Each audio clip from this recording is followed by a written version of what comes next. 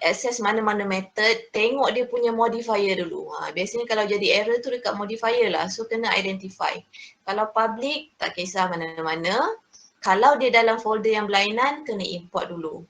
Default mesti duduk dalam the same folder and private kena duduk dalam the same class. Baru kita boleh pakai. And static boleh geng dengan static sahaja, jangan dilupakan.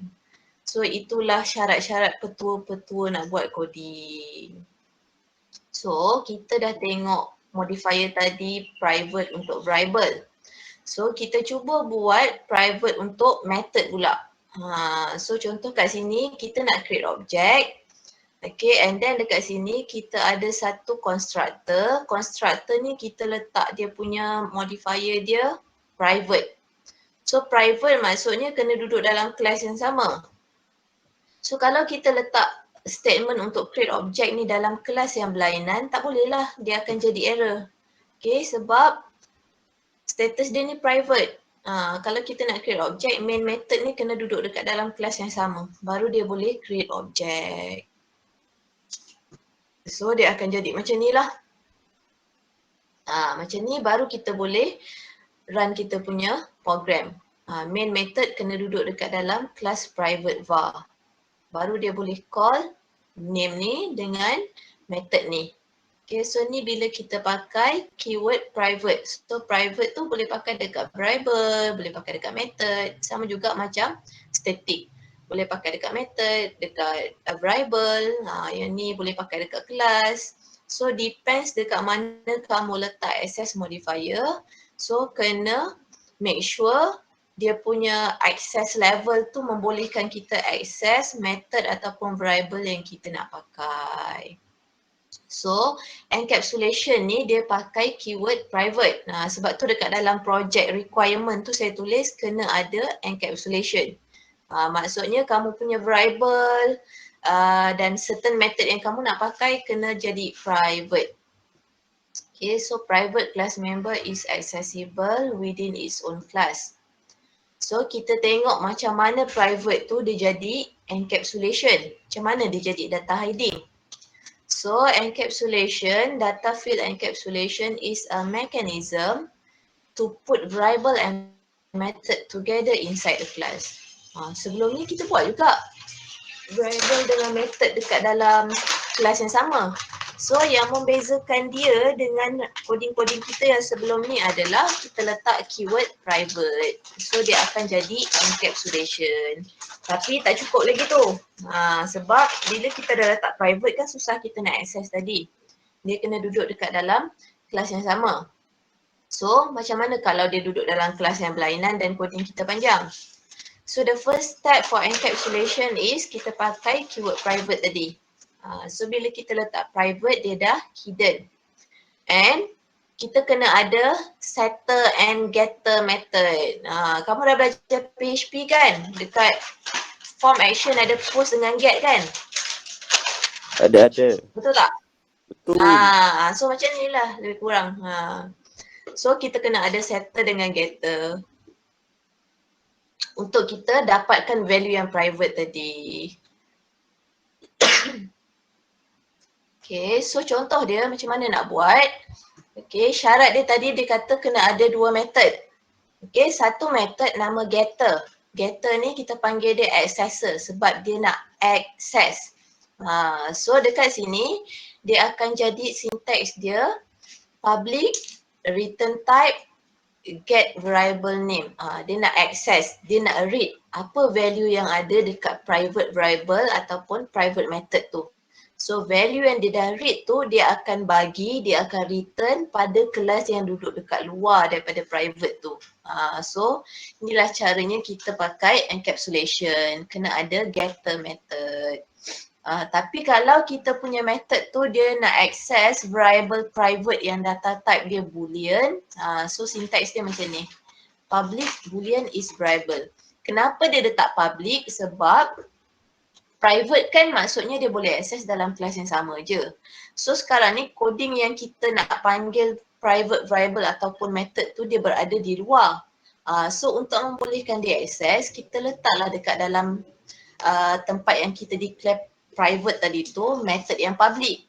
So method yang public tu yang kita call dan method tu lah yang kita suruh dia pergilah access, pergi dapatkan value private variable tu. Sebab kalau dia public, lepas tu dia duduk dekat dalam yang private variable punya class tu, dia boleh je access. Sebab private maksudnya boleh access dalam the same class. Okay, so yang ni accessor untuk dia access, dapatkan value, baca, lepas tu return back. Sebab tu dia kena ada return type. And satu lagi, ya.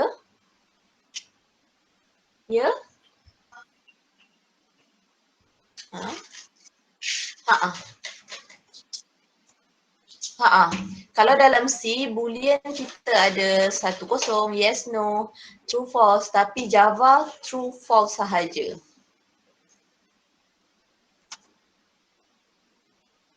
Oh, Okay? okay. Okay. So kalau kita nak pakai yes, no, kena pakai string lah. Kalau nak pakai 1, 0, kena pakai char. Okay, sebab boolean true, false sahaja. Okay, so yang ni getter, accessor. Untuk kita access, untuk kita dapatkan value private variable tu. Okay, satu lagi kita kena ada setter method. Setter method ni kita panggil dia sebagai mutator. Mutate. Siapa tengok X-Men? Saya. Excited ni. X-Men tu apa dah jadi dengan dia punya, apa dah jadi dengan DNA dia? Kenapa dia jadi Mutation. X-Men?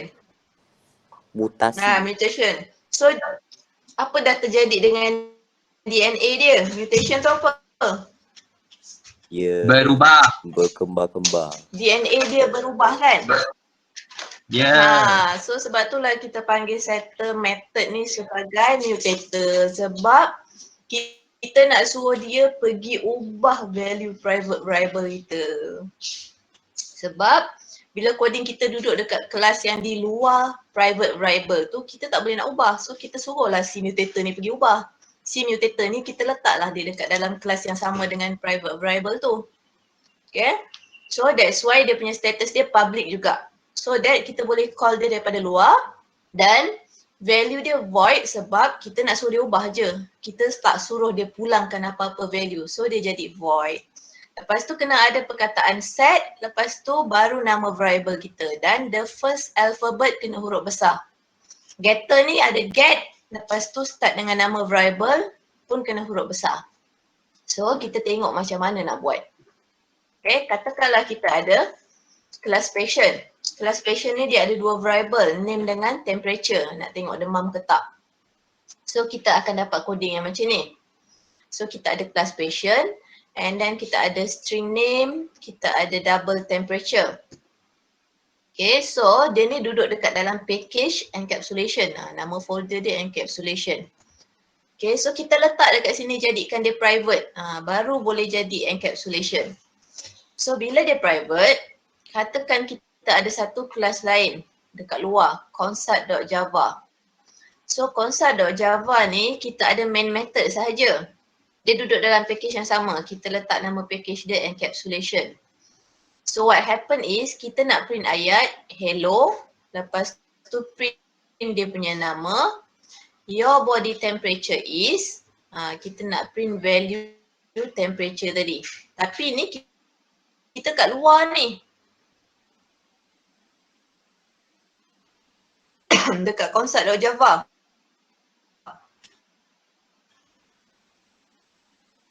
So kita tak boleh access private ni sebab private dia kata duduk dekat dalam kelas yang sama je.